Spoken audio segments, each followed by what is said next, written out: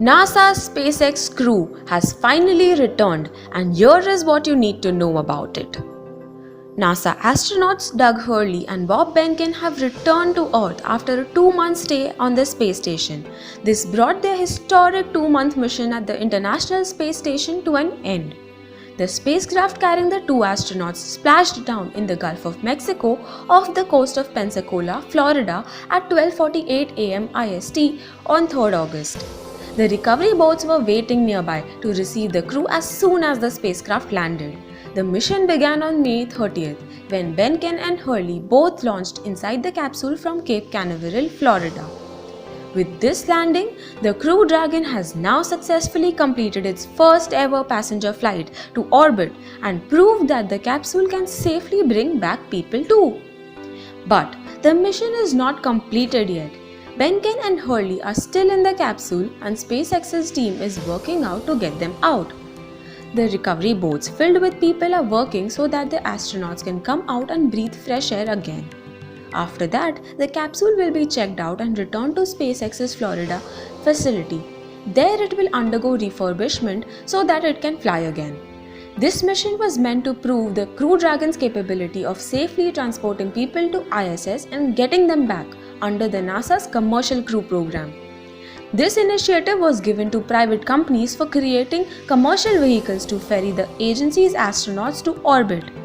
After this mission, SpaceX is already preparing to fly the Crew Dragon again, with people once in September and again in spring of 2021.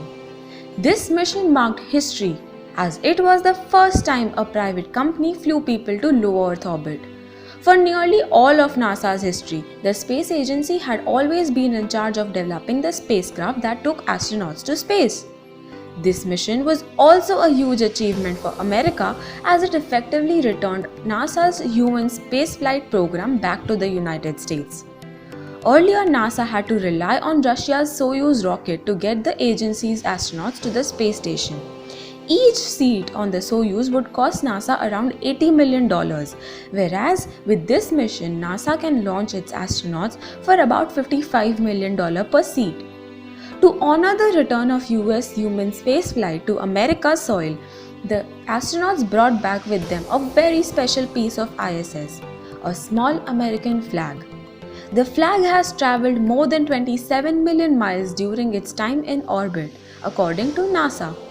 The crew spent 18 hours in orbit inside the Crew Dragon after slowly distancing from the space station. The Crew Dragon was undocked from the space station with flag yesterday. After reaching a certain altitude, the Crew Dragon deployed a series of parachutes to help slow its fall and touch down gently in the ocean.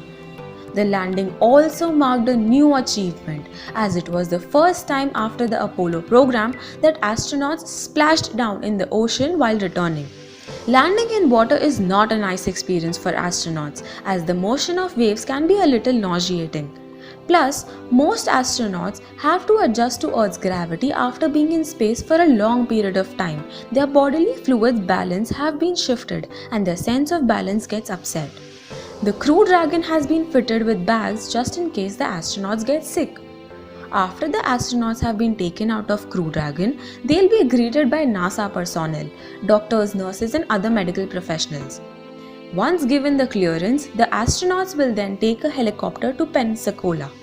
After that, they'll have to board a jet that will take them to their families. Behnken and Hurley's son sent a recorded message for the astronauts telling them how eager they are to see their dad and to know more about the mission. The same capsule will also be launched in the spring of 2021, carrying Behnken's wife and 3 other NASA astronauts. Make sure to subscribe to our channel and click the bell icon so that you can get an update every time we upload a new video.